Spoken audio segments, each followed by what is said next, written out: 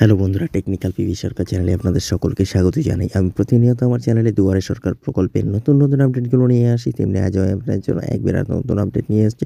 ২০২৫ সালে নতুন বছরে কবে দুয়ারে সরকার বসবে? এইমাত্র প্রকাশিত হলো দুয়ারে সরকারের তারিখ।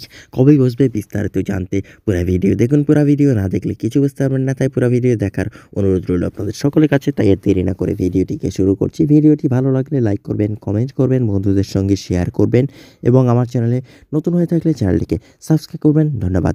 পাশে থাকবেন। রাজ্যের প্রত্যন্ত অঞ্চলের মানুষের কাছে সরকারি পরিষেবা আরও সহজলভ্য করার জন্য ২০২৫ সালে আবার দুয়ারে সরকার শিবির শুরু হবে। সোমবার সন্দেশখালীতে এক অনুষ্ঠানে মুখ্যমন্ত্রী মমতা বন্দ্যোপাধ্যায় এই ঘোষণা করেন। উল্লেখ্য, রাজ্যের রাজনৈতিক পরিস্থিতির কারণে কয়েক বছর আগে খবরের শিরোনামে থাকা সন্দেশখালী এলাকাটি এই প্রথম মুখ্যমন্ত্রী পরিদর্শন করলেন। তিনি উল্লেখ করেন যে সন্দেশখালীর মানুষের জন্য বিশেষ প্রচেষ্টা করা হবে, যার মধ্যে রয়েছে দুয়ারে সরকার শিবির স্থাপন করা, যেখানে মানুষকে নদী পার হতে হয় অথবা কঠিন রাস্তায় যাতায়াত করতে হয়।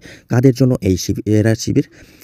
এই শিবিরটি বিশেষ করে সেই সব মানুষের জন্য সহায়ক যারা সরকারি অফিস থেকে অনেক দূরে থাকেন এবং কাজের জন্য শহরে যেতে অসুবিধা বোধ করেন। মুখ্যমন্ত্রী বলেন যে এই শিবিরের মাধ্যমে সরকারি জনগণের কাছে আসবে, তাই তাদের আর বড় অফিসে যেতে হবে না। লক্ষ্য হলো মানুষকে যাতে তাদের বাড়ির কাছাকাছি পরিষেবা পেতে পারে তা নিশ্চিত করা। কী সুবিধা মিলবে? এই শিবিরে বিভিন্ন সরকারি পরিষেবা প্রদান করা হবে, যেমন জাতপাতের শংসাপত্র, লক্ষ্মীর ভাণ্ডার, স্বাস্থ্যসাথী এবং পাট্টা প্রদান। যারা এখন এই পরিষেবাগুলি পেতে পারেননি তাদের এই শিবিরে সাহায্য করা হবে। কবে এই শিবির চালু হবে? এছাড়াও জানুয়ারির মাঝামাঝিতে ১৪, ১৫ এবং ১৬ জানুয়ারি গঙ্গাসাগর মেলার সময় সরকারি পরিষেবা পাওয়া যাবে।